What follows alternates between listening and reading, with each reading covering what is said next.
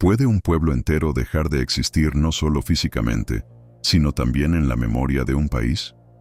En 1951, el gobierno ejecutó un acto de venganza tan absoluto que parece sacado de una novela de terror. El Valle de los Reyes no era una aldea pequeña.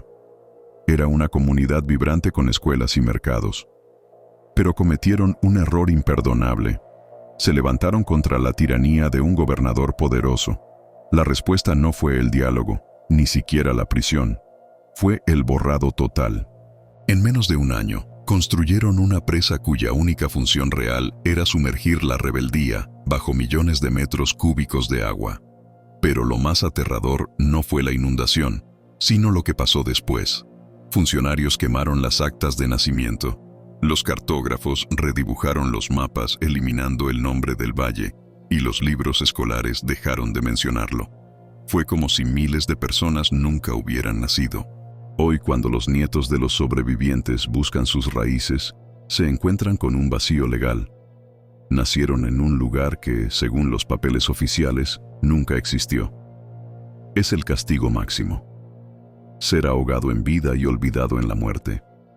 Sin embargo, el lodo del fondo del lago todavía guarda las campanas de bronce que llevan grabado el nombre prohibido, esperando a que alguien tenga el valor de recordar lo que el mapa ignoró por orden de un tirano. Pero antes de continuar con esta historia misteriosa, suscríbete al canal para no perderte ningún otro relato como este. Ahora, continuemos. Mi nombre es Ernesto Landa. Soy historiador, un arqueólogo de la burocracia, y mi vida se consume buscando lo que el Estado, por conveniencia o malicia, ha decidido ocultar. El embalse Solís, esa inmensidad azul que hoy figura en todos los atlas turísticos como una maravilla de ingeniería y un motor de desarrollo agrícola, siempre me pareció una cicatriz mal disimulada. Mi curiosidad no nació de un chisme, sino de una anomalía documental. En el mundo de la historia regional, los proyectos de infraestructura masiva generan montañas de papel, estudios de impacto ambiental, audiencias de expropiación, debates legislativos y, sobre todo, una justificación económica y social exhaustiva. El embalse Solís, sin embargo, era un fantasma administrativo. En los archivos nacionales, la carpeta de 1951 referente a la construcción de la presa era frustrantemente delgada. Los documentos que encontré no hablaban de una comunidad desplazada, sino de tierras baldías y propiedad de bajo valor agrícola, adquirida por decreto de urgencia. La velocidad de la construcción, menos de 12 meses, era en sí misma sospechosa, especialmente en una época donde la maquinaria pesada no era tan eficiente. Parecía que la prisa no era por generar electricidad o irrigar, sino por cubrir algo antes de que el mundo pudiera verlo. Pasé meses en el departamento de catastro, buscando actas de propiedad anteriores a 1950. Si un pueblo de miles de personas había existido, sus títulos de propiedad debían haber dejado rastro. Pero el rastro estaba interrumpido. Los índices de la región mostraban una laguna, un salto inexplicable entre 1948 y 1952. Los libros de registro notarial de esa área habían sido declarados siniestrados por incendio, en un informe lacónico que no especificaba ni la fecha ni las pérdidas exactas. El borrado era metódico, casi quirúrgico. El gobierno había quemado los archivos, sí, pero no contaban con el tedio y la negligencia del funcionario de provincia. La documentación clave no estaba en la capital, sino enterrada en archivos departamentales menores, lejos del alcance de la purga centralizada. Mi primer avance real ocurrió en el Archivo Municipal de San Gregorio, un pueblo polvoriento a más de 100 kilómetros del embalse. Bajo una pila de informes sobre la plaga de langostas de 1937, encontré un libro de cuentas de la Tesorería General. Era un registro de transferencias de fondos y pagos de subsidios entre el gobierno central y las municipalidades regionales. Mientras pasaba las páginas amarillentas, deteniéndome en los pagos de 1949, el nombre saltó a la vista, grabado a mano con una caligrafía firme y antigua: Delegación de Impuestos y Recaudos del Valle de los Reyes. No era un error tipográfico, no era una finca. El monto de la recaudación era considerable, lo que indicaba una población robusta y una economía activa. El Valle de los Reyes no había sido una aldea, Había sido un centro administrativo con vida oficial hasta, presumiblemente, que el borrado comenzó. Sentí un escalofrío que no era por el frío del archivo, sino por la confirmación de la atrocidad. El mapa de 1950 era una mentira, y yo tenía la primera prueba de que miles de vidas habían sido deliberadamente eliminadas del registro histórico por pura represalia política. Pero un simple libro de cuentas no era suficiente para desafiar la narrativa oficial de medio siglo. Necesitaba la prueba irrefutable, la evidencia cartográfica que demostrara que el Valle de los Reyes existía en el lugar exacto donde hoy se extienden las aguas del embalse Solís. Tenía que encontrar un mapa que el gobierno no hubiera podido quemar, uno lo suficientemente viejo para haber escapado a la purga de 1951, pero lo suficientemente preciso para ubicar la comunidad bajo el lodo. Mi búsqueda se centró entonces en la cartografía colonial, aquellos mapas dibujados antes de que la geografía fuera una herramienta política. Sabía que si existía un registro visual de aquel castigo, probablemente estaría custodiado, irónicamente, no por mi propio país, sino por la nación que lo había gobernado siglos atrás. La mirada se dirigió hacia Sevilla, España, a los polvorientos estantes del Archivo General de Indias. Era mi única esperanza de desenterrar el nombre prohibido. El viaje a Sevilla fue un acto de fe y un sacrificio financiero. Vendí mi viejo auto y usé todos mis ahorros, consciente de que estaba apostando mi futuro profesional a una sombra, a un nombre que el Estado había decidido que nunca existió. Si fallaba, volvería a casa con las manos vacías, un historiador arruinado y obsesionado. Al llegar al Archivo General de Indias, la sensación de estar en un purgatorio de papel fue abrumadora. El edificio es un monumento a la memoria acumulada, un laberinto de estanterías que custodian la verdad y las mentiras de 4 siglos. El aire, pesado y quieto, olía a polvo, cera y la tinta oxidada de la burocracia imperial. Mi estrategia no podía ser directa. No podía buscar simplemente por Valle de los Reyes, pues ese era el nombre moderno, republicano, el que había sido borrado. Tenía que revertir la cronología, operar bajo la lógica de la corona española, que catalogaba sus dominios por audiencias, corregimientos y capitanías. Pasé las primeras 2 semanas en la sala de investigadores revisando índices y catálogos de la sección de mapas y planos de la audiencia a la que perteneció mi país. Era un trabajo lento, tedioso, donde cada legajo, paquete de documentos atados, requería horas de verificación. Los archivistas, acostumbrados a la paciencia monacal de los historiadores, me veían ir y venir, arrastrando cajas que pesaban más que yo. Buscaba cualquier referencia a la geografía del sector, planos de distribución de tierras, mapas de rutas comerciales, o idealmente, planos de infraestructura hidráulica.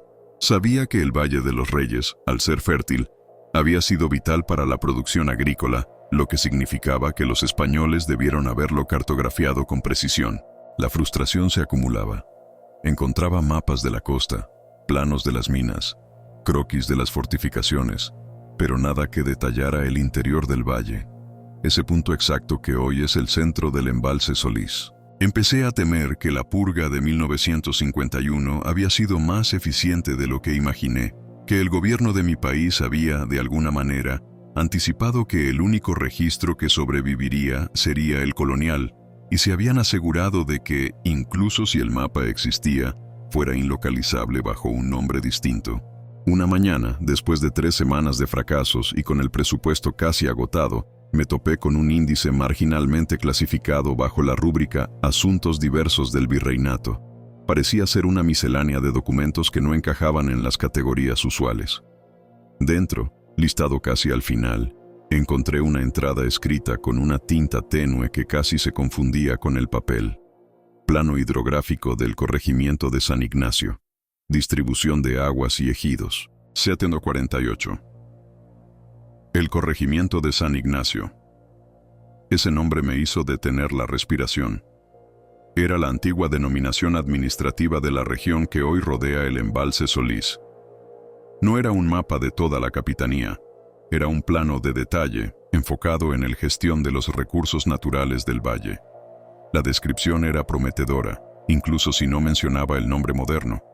Solicité el legajo 49B. Cuando el asistente me lo entregó, era un paquete delgado, envuelto en una tela de lino amarillenta que parecía seda antigua. Lo abrí con manos temblorosas en la mesa de lectura de madera oscura. La sala estaba en un silencio sepulcral, interrumpido solo por el rasgueo ocasional de una pluma. Dentro había varios documentos doblados. El primero era un informe detallado sobre la necesidad de construir acequias. El segundo era el plano. Desdoblar el mapa fue como desenrollar el tiempo. Era un pergamino de piel, grueso y quebradizo en los bordes, dibujado a mano con una precisión asombrosa para la época. Los colores, aunque desvanecidos, aún mostraban el río principal en azul y las zonas de cultivo en un verde pálido. Me incliné sobre la mesa, buscando la confirmación. El mapa mostraba la forma del valle que yo conocía por las cartas geológicas modernas. Esa forma de cuenca perfecta que había sido ideal para la inundación. Y allí estaba, en el centro mismo del valle, donde las líneas del río convergían y las acequias comenzaban su distribución, un pequeño recuadro delineado en rojo. Dentro del recuadro, una caligrafía barroca y elegante indicaba: Pueblo de Nuestra Señora del Reposo del Valle. Ese era el nombre colonial. El pueblo de Nuestra Señora del Reposo, situado exactamente donde hoy se extienden las aguas artificiales del embalse Solís. Pero no era solo el nombre. El recuadro dibujado no era una simple referencia. Era un plano catastral. Mostraba las calles principales, la plaza central, la iglesia con su campanario y, crucialmente, la ubicación exacta de lo que el mapa identificaba como Casa de la Recaudación Real. La Casa de la Recaudación Real. El mismo edificio administrativo que yo había rastreado en el libro de cuentas de 1949, rebautizado como Delegación de Impuestos y Recaudos del Valle de los Reyes. La estructura había permanecido a través de 3 siglos de historia en el mismo lugar. Sentí que el aire se me iba de los pulmones. No era una simple aldea. Era una comunidad vital, administrativa y económicamente significativa, con una historia documentada que databa de 1748 y que había persistido hasta el año previo a su condena. El mapa era la prueba irrefutable que buscaba. No solo demostraba que un pueblo existió bajo el embalse Solís, sino que confirmaba que la zona deshabitada que aparecía en los mapas de 1950 y 1951 era una falsedad deliberada. El gobierno no solo había inundado el valle, había borrado su nombre, quemado sus archivos modernos, y ahora yo tenía en mis manos la evidencia de que ese borrado histórico había sido una operación coordinada, profunda y criminal. Fotografié el plano con meticulosidad obsesiva, cada detalle, cada anotación marginal. El siguiente paso no era regresar a casa, era entender por qué se había ejecutado un castigo de esa magnitud, y para eso necesitaba volver a los archivos de mi propio país, donde las cenizas de la rebelión de 1951 aún debían guardar su secreto. La ciudad que el mapa ignoró, el Valle de los Reyes, tenía que hablar a través de mí.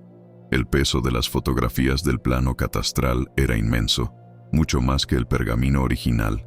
Las guardé en una carpeta de seguridad, envueltas en la sobriedad del papel de seda. No eran solo imágenes, eran la partida de nacimiento de un pueblo condenado. De vuelta a mi país, la luz del sol se sentía diferente, más inquisitiva. Había cruzado la línea invisible que separa la especulación histórica de la verdad peligrosa. Ahora, el propósito de mi investigación no era probar que el Valle de los Reyes existió, sino entender por qué el Estado se había tomado la molestia de borrarlo de la faz de la tierra y de cada registro público. La respuesta, intuía, no estaría en los archivos coloniales, estaría en el lodo burocrático de 1951. Regresar al Archivo General de la Nación, AGN, fue una inmersión en la memoria controlada. El AGN es un laberinto de estanterías que custodian la narrativa oficial. Sabía que los expedientes de la rebelión de 1951, si es que sobrevivieron, habrían sido clasificados, expurgados o simplemente extraviados. No podía preguntar directamente por el Valle de los Reyes, pues oficialmente allí solo había habido un lago en formación. Mi estrategia cambió. No buscaría a la víctima, sino al verdugo. Necesitaba rastrear los movimientos logísticos y administrativos que precedieron a la inundación del embalse Solís. Me centré en los archivos del Ministerio de Obras Públicas, MOP, de la época, específicamente en la sección de Proyectos Hidroeléctricos y Adquisición de Tierras. El proyecto Solís era monumental y su documentación debía ser voluminosa. Pasé semanas hundido en cajas de cartón polvorientas, oliendo a mojo y a tinta vieja. Buscaba anomalías, presupuestos inflados, órdenes de desalojos sin beneficiarios o cualquier referencia a una población que debió haber sido reubicada y que, sin embargo, no existía en los censos de 1950. El MOP no decepcionó en su tedio.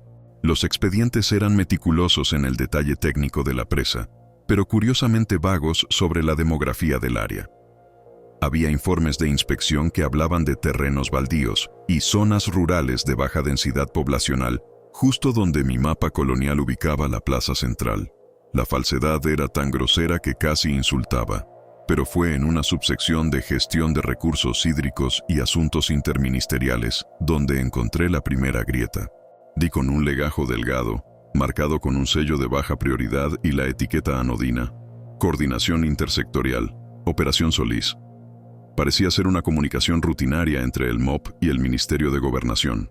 El documento clave era un memorando fechado el 3 de marzo de 1951, apenas 3 semanas antes de que se cerraran las compuertas. No mencionaba el Valle de los Reyes por su nombre, por supuesto. Utilizaba una clave geográfica, zona P7, cuenca alta del río Solís. El texto, escrito en un lenguaje administrativo frío y desapasionado, era una orden directa, firmada por un viceministro de Gobernación. Se instruye a la Dirección Nacional de Catastro y al Archivo General de la Nación, AGN, proceder con la inmediata transferencia y subsiguiente expurgación, destrucción controlada, de todos los expedientes civiles, notariales, registrales y de recaudación fiscal correspondientes a la zona P7. Dicha operación deberá completarse antes del 15 de marzo del presente año, asegurando que no quede rastro documental que pueda interferir con la declaratoria de reserva hídrica y la subsiguiente anulación de títulos de propiedad. Lo leí 2 veces, luego 3. La luz del archivo, normalmente indiferente, parecía brillar con una intensidad acusadora sobre el papel.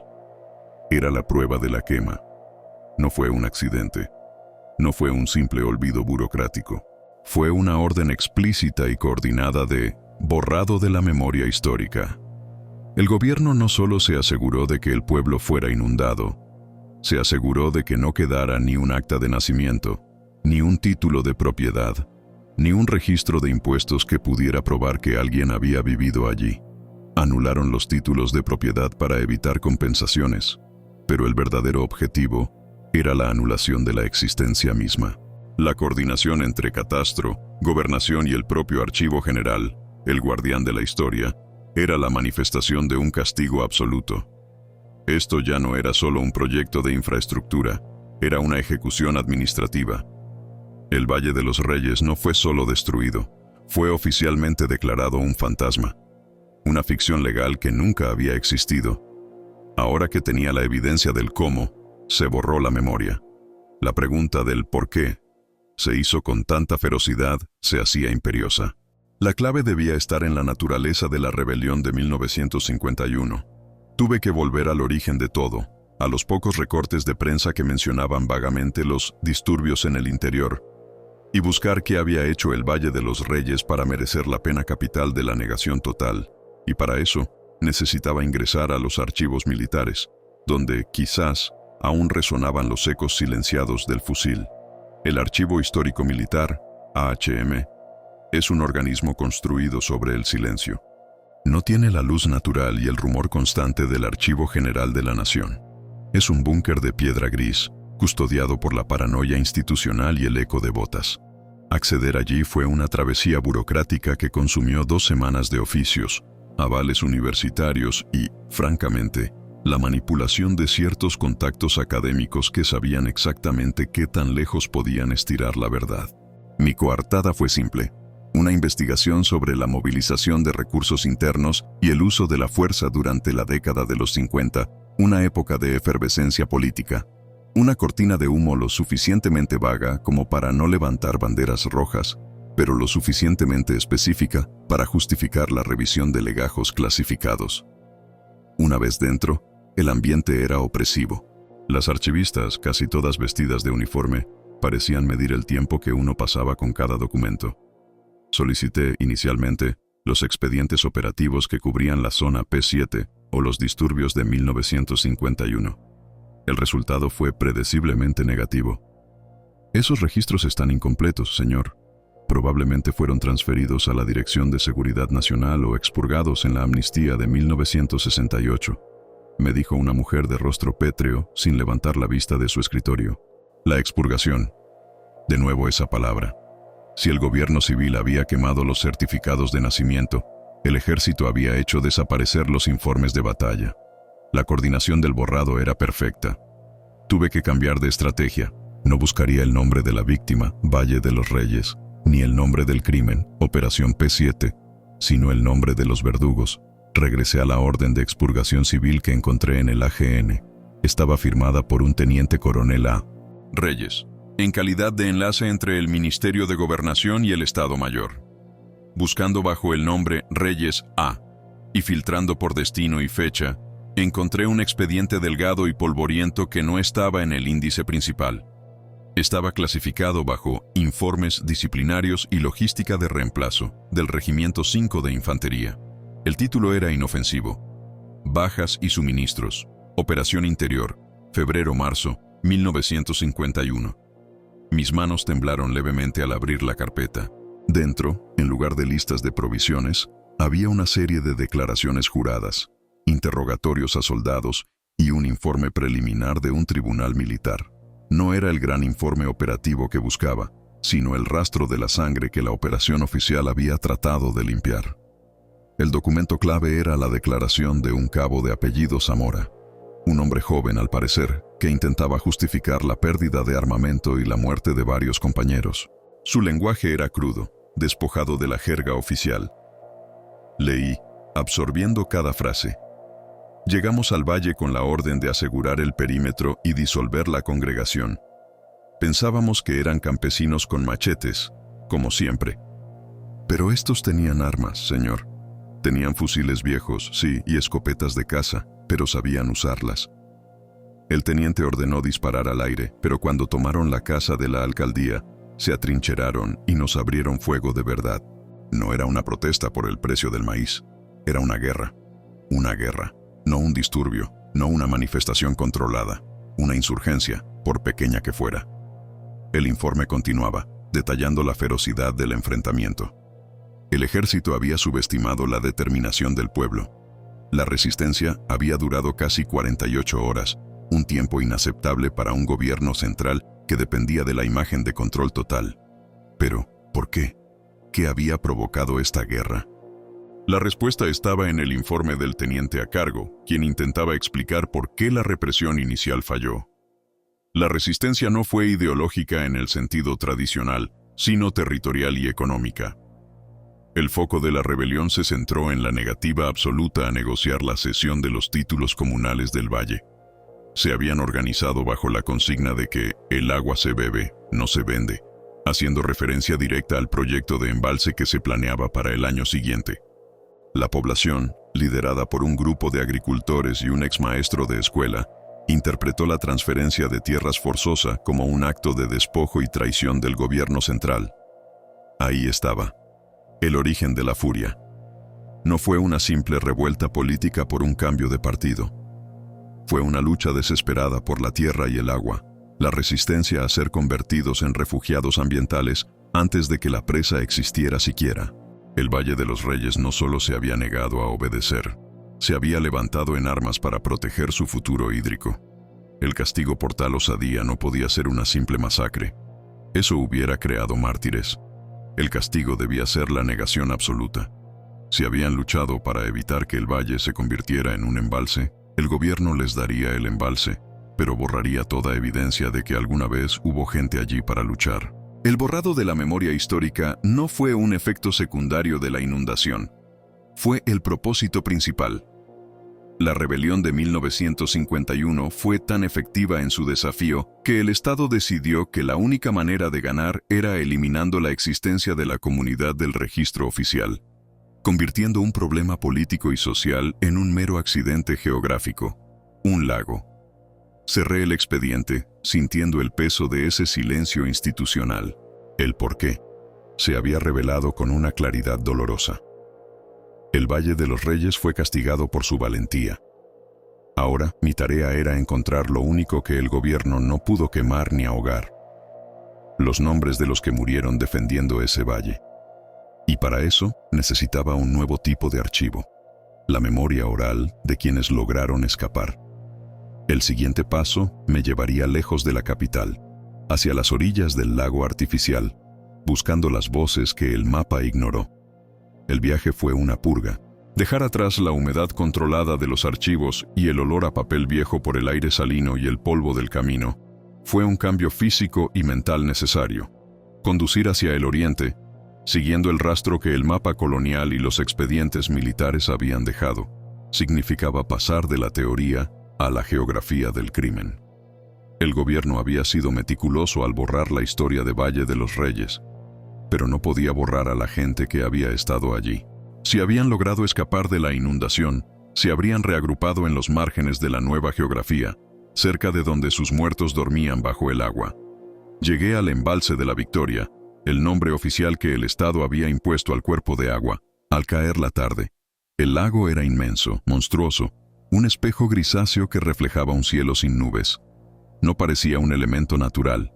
Su línea de costa era demasiado perfecta, demasiado geométrica. Era un monumento artificial al poder del Estado. Me detuve en el primer caserío que encontré, una colección de casas de madera y zinc construidas sin planificación, habitadas por pescadores que vivían de lo que el lago les daba. La atmósfera era de resignación. La gente aquí parecía flotar en la periferia de la vida nacional, olvidados por el mismo sistema que había creado su sustento líquido. Caminé entre los puestos improvisados que vendían artesanías de totora y pescado seco. La gente me observaba con esa mezcla de curiosidad y desconfianza que solo se desarrolla en comunidades que han aprendido que el interés externo suele ir seguido de la desgracia. Yo no era un turista ni un funcionario. Era un hombre con la mochila llena de fotocopias y una pregunta peligrosa en la punta de la lengua. Busqué a los ancianos. La memoria, como el musgo, se adhiere mejor a lo que es viejo y está en sombra. Finalmente, encontré a una mujer sentada en un taburete bajo un toldo descolorido, trenzando hojas de palma. Sus manos eran tan delgadas y fuertes como las raíces de un árbol viejo. Me acerqué lentamente. No podía preguntar directamente por la rebelión o la inundación. Tenía que tantear el terreno, buscar una grieta en la fachada de silencio que el tiempo y el miedo habían cimentado. «Buenas tardes, señora», dije, usando el tono formal que inspira respeto y distancia. «Vengo de lejos. Estoy haciendo una investigación sobre la historia de esta región». La mujer, que no levantó la vista de su trabajo, murmuró un saludo. «Es un lugar hermoso, aunque parece que el lago siempre estuvo aquí». «El agua siempre está», respondió ella con voz áspera, sin confirmar ni negar nada. «Me refiero a este lago, el embalse de la Victoria», dije, utilizando el nombre oficial con deliberada exactitud. Ella dejó de trenzar por un instante, y aunque no me miró, sentí su atención tensarse. «Es el lago», dijo, y volvió a su trabajo. Sabía que estaba cerca. La clave no era la geografía actual, sino la geografía perdida. Vi unos mapas antiguos en la capital. Continué, bajando la voz. Era una confesión, un compartir de un secreto. Mapas tan viejos que no mostraban el embalse, mostraban un valle muy fértil. De nuevo, el silencio. Solo el sonido rítmico de la palma al ser tejida. ¿Usted recuerda por casualidad cómo llamaban a esa tierra antes de que la inundaran? Antes de que fuera el embalse de la Victoria. Esta vez, ella levantó la cabeza. Sus ojos, profundos y oscuros, me taladraron. No había miedo en ellos, sino una cautela tan arraigada que parecía parte de su esqueleto. ¿Y qué dicen sus mapas viejos que se llamaba? Me desafió. Valle de los Reyes, susurré. El nombre, pronunciado en voz alta después de décadas de silencio oficial, pareció vibrar en el aire caliente. La mujer se quedó inmóvil. La palma tejida cayó a su regazo. Por primera vez, en lugar de ver a una vendedora, vi a una guardiana de la memoria. «Usted no es de aquí», afirmó ella. No era una pregunta. No. Pero sé lo que pasó aquí. Sé por qué lo inundaron. La mujer, doña Elvira, como supe después, suspiró. Fue un sonido pesado, cargado con el peso de 50 años de silencio. Si lo sabe, dijo, y su voz se hizo baja y urgente, entonces sabrá que ese nombre no se pronuncia.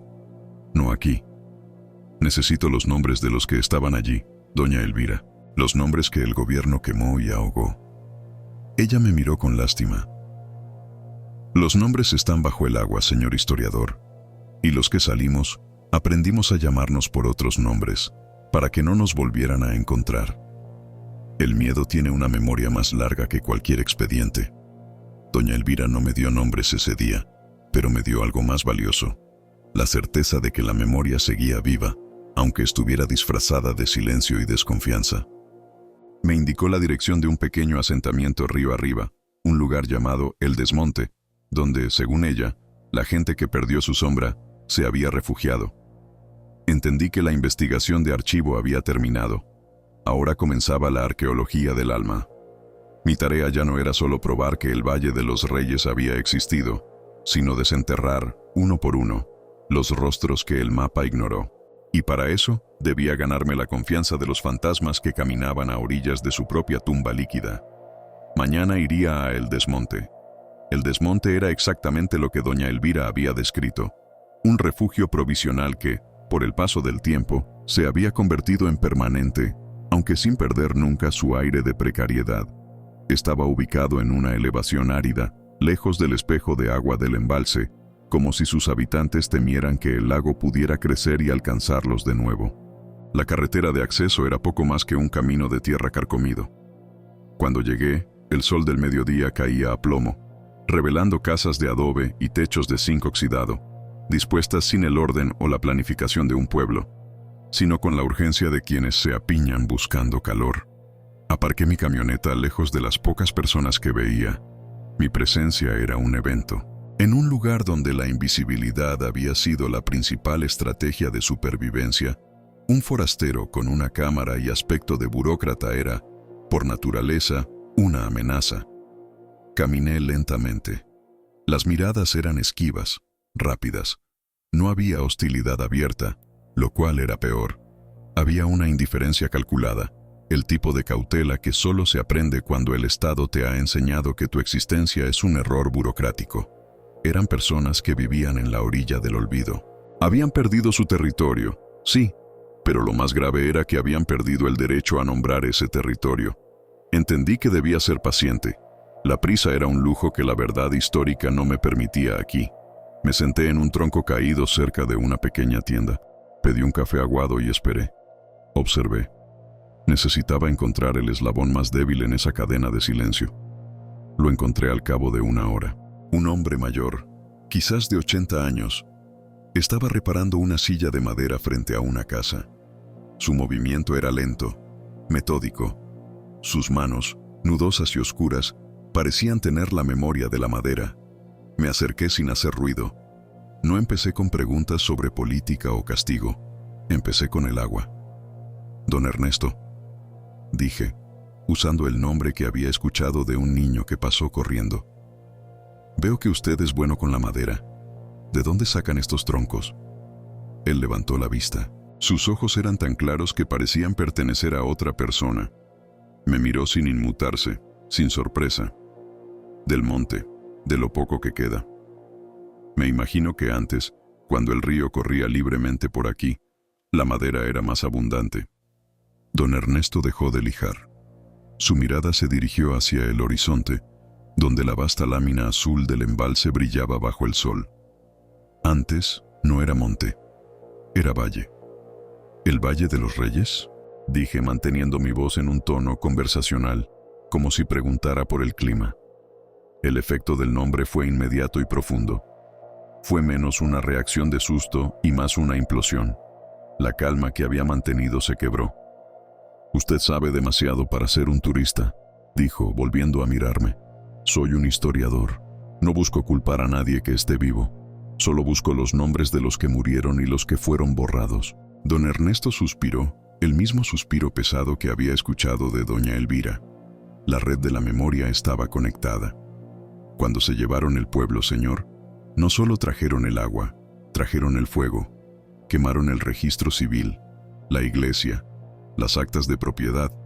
Querían que no quedara ni la ceniza de que existimos, que la gente de aquí no pudiera probar que había nacido, que había trabajado, que había amado.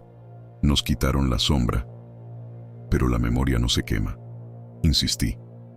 «No, pero hay que pagar un precio muy alto por sostenerla. Por eso callamos. ¿Sabe usted el miedo que es vivir sabiendo que el gobierno te considera inexistente?» Le mostré el mapa colonial. No se lo entregué, solo dejé que viera el pergamino amarillento y las líneas finas que dibujaban la silueta del pueblo y su plaza central, justo donde ahora el agua era más profunda. «Esto es la prueba, don Ernesto. Pero necesito los nombres de las familias que vivían en esas casas». Él se quedó en silencio por un largo momento, estudiando el mapa, que para él no era un documento de archivo, sino la topografía perdida de su infancia. El gobierno quemó todo, sí, pero hubo una cosa que no pudieron quemar tan fácil. El maestro de la escuela, don Pedro, era un hombre previsor. Cuando vinieron los primeros rumores de la inundación, antes de que llegaran los militares a requisar, él sacó el libro de matrículas. Los nombres de todos los niños que pasaron por esa escuela desde 1930. Mi corazón dio un vuelco. Un registro escolar. No era un registro civil completo, pero era una lista de existencia. Una genealogía de los jóvenes del Valle de los Reyes. «¿Dónde está ese libro, don Ernesto?» Don Pedro se ahogó en la inundación. Se quedó intentando salvar unas reses. Pero el libro, él se lo dio a su sobrina, una niña en ese entonces. Ella ahora vive aquí, en el desmonte. Él señaló una casa al final del asentamiento, más grande y más nueva que las otras. Se llama Amalia. Ella guarda ese libro como si fuera el último hueso de su padre. Si usted logra convencerla, señor historiador, tendrá usted los nombres.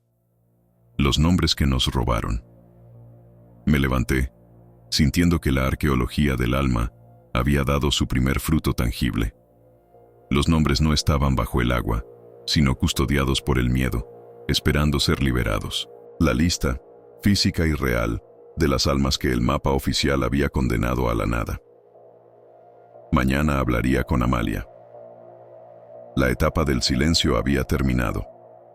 La mañana siguiente trajo consigo una calma tensa, el tipo de silencio que precede a una confesión. Crucé el desmonte hasta la casa de Amalia. Era una construcción modesta, pero con una dignidad austera que la diferenciaba del resto de las viviendas, como si la carga que custodiaba le hubiera conferido un peso arquitectónico. Llamé a la puerta. Amalia abrió. Era una mujer de unos 60 años, pequeña y firme, con la mirada aguda de quien ha pasado la vida observando las orillas del peligro. No preguntó quién era. Don Ernesto, supuse, ya le había advertido de mi visita. Me invitó a pasar a una sala limpia y pulcra, donde el aire olía a incienso viejo y a tierra seca. «Don Ernesto me habló de usted, señor historiador», dijo sin rodeos. «Me dijo que usted tiene un mapa que muestra lo que no existe. Y usted tiene la lista que prueba que lo que no existe, existió», respondí, intentando acortar la distancia del protocolo. Saqué el mapa colonial. Lo extendí con sumo cuidado sobre la mesa de madera pulida, dejando que el pergamino amarillento se desplegara. Sus ojos, que hasta entonces habían sido escépticos y defensivos, se suavizaron al ver las líneas de tinta. No estaba viendo un documento, sino la topografía de su memoria. Señalé el dibujo de la plaza, el pozo y las pequeñas casas que rodeaban la iglesia. Esto era el Valle de los Reyes. Su casa, la de su tío, la escuela. Todo está aquí, bajo el lago Esmeralda. Amalia tomó aire, un suspiro largo y contenido. Mi tío, don Pedro, siempre decía que el papel aguanta más que la memoria. La memoria se tuerce con el miedo. El papel, si está bien guardado, es inflexible. Don Pedro fue un hombre sabio. Pero el gobierno quemó los registros civiles, las actas de propiedad. No dejaron rastro oficial. Por eso los mapas de 1952 en adelante no tienen este pueblo. Lo borraron de la geografía y por ende de la historia nacional. Ella se sentó frente a mí, cruzando los brazos sobre el pecho.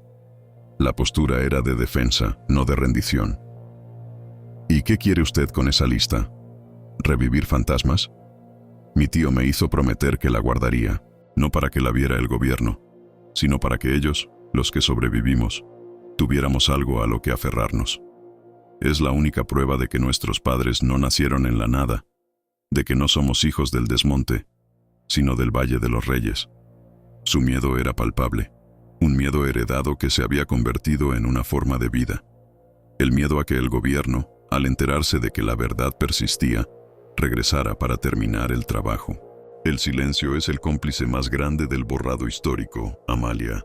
Usted y los suyos han pagado un precio muy alto por sostener esa verdad en secreto. Pero si esa lista se queda aquí, bajo su custodia, morirá con usted. Y el gobierno habrá ganado. Su silencio se convertirá en la confirmación de que nunca existieron. Hice una pausa, dejando que la idea calara. La lista era un arma de doble filo, mantenida en secreto. Era consuelo, revelada, era justicia. Yo no pido la lista para un libro de historia, Amalia. Pido la lista para devolverles el nombre que les robaron. Para probar que la inundación no fue un accidente de ingeniería, sino un castigo político premeditado que incluyó la quema de archivos. Necesito los nombres para que la inexistencia termine. Amalia cerró los ojos. Pude ver la lucha interna, la lealtad a la promesa de su tío contra la necesidad de liberar la verdad. Cuando los abrió, la decisión estaba tomada. La defensa se había derrumbado ante el peso de la historia. Está en una caja de hojalata, enterrada bajo la baldosa de la cocina, justo donde nadie miraría, bajo el fogón. Mi tío dijo que el fuego protege más que el agua. Se levantó con lentitud y me indicó que esperara. Escuché el raspado de la pala, el sonido hueco de la baldosa levantándose. Regresó unos minutos después con una caja de lata oxidada, del tamaño de un ladrillo. La abrió con cuidado. Adentro, envuelto en un paño de lino descolorido, estaba el tesoro, el libro de matrículas del Valle de los Reyes. Era un volumen pequeño, encuadernado en cuero desgastado, con páginas amarillentas y las esquinas dobladas. Olía a humedad, a tierra y a tiempo detenido. En la cubierta, la tinta se había corrido ligeramente, pero aún se podía leer. Escuela Primaria DEN 7, Valle de los Reyes. 1930-1951. Amalia me lo entregó. El peso del libro en mis manos era inmenso, no por su masa física, sino por la densidad de las vidas que contenía. Mi tío anotaba todo: nombre completo del alumno, fecha de nacimiento, nombres de los padres y la dirección exacta de la casa, por si había que mandar llamar a alguien por conducta.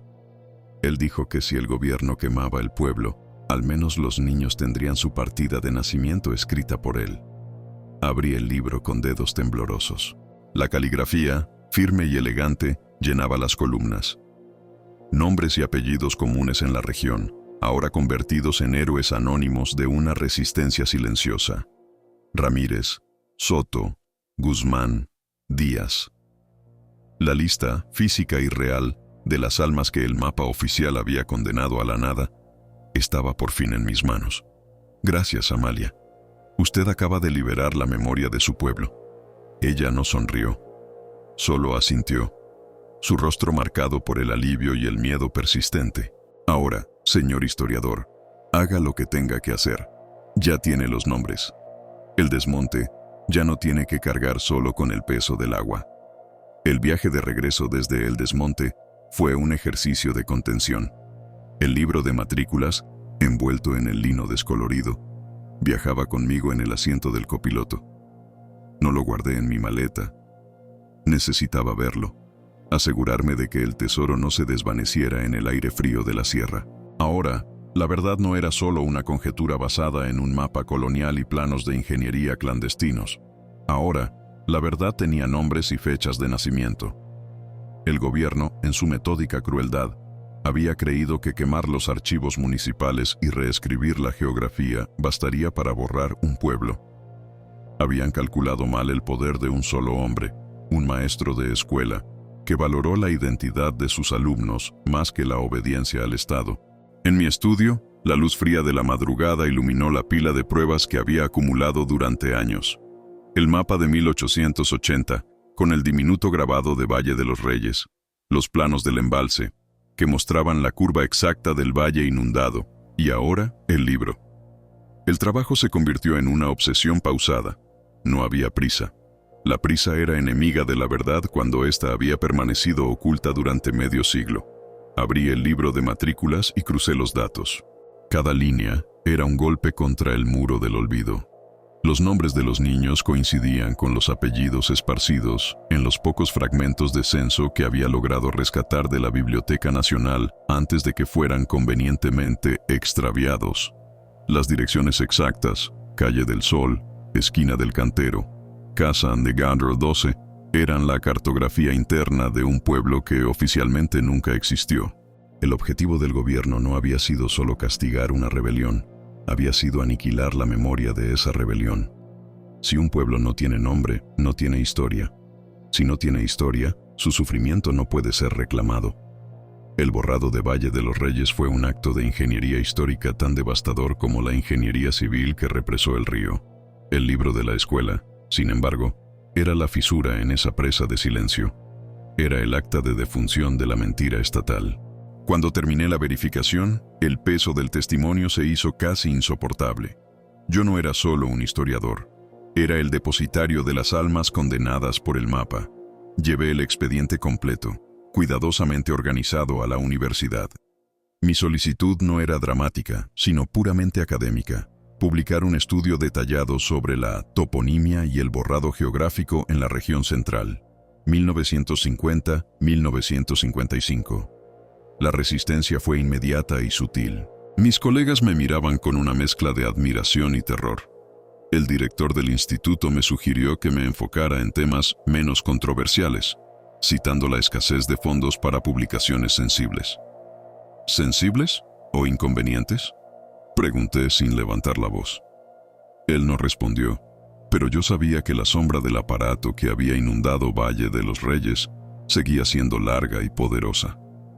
Decidí que la publicación no podía esperar las bendiciones académicas. La memoria de Amalia, el rostro del tío maestro y los nombres de esos niños me urgían.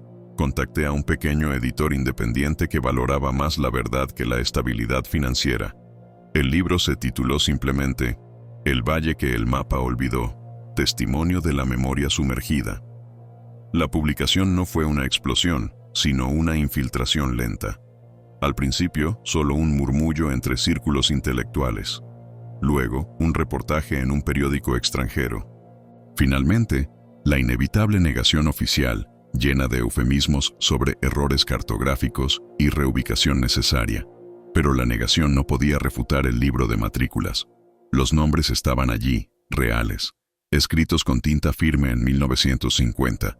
Era la prueba física de que, bajo la vasta superficie azul del embalse, no solo había ruinas de piedra, sino la tumba de una comunidad viva que el Estado había decidido asesinar 2 veces. Primero con el agua y luego con el olvido. El impacto fue profundo. El embalse, que había sido símbolo de progreso y desarrollo energético, se transformó en la conciencia nacional en un monumento a la represión política. Regresé una última vez a la orilla del lago, a la casa de Amalia en el desmonte. Ella estaba sentada en el pórtico, mirando el agua. Le entregué una copia de mi libro. Ella pasó las páginas, buscando en la sección de anexos, donde reproduje la lista completa del libro de matrículas. Sus dedos encontraron el nombre de su tío y se detuvieron. «Ya no es solo agua, señor historiador», dijo, sin levantar la vista. «Ahora es historia». Me alejé sabiendo que mi tarea había terminado. Yo no había podido salvar a Valle de los Reyes del agua, pero había logrado rescatar sus nombres del papel en blanco. El gobierno puede quemar archivos y redibujar fronteras, pero la historia, cuando se aferra a la identidad de un niño escrita por un maestro, encuentra siempre un camino para emerger de las profundidades. El mapa oficial podrá seguir mostrando un lago, pero yo, y ahora miles más, sabemos que bajo esa superficie yace un pueblo llamado Valle de los Reyes, cuyos habitantes han regresado, por fin, a las páginas de la historia.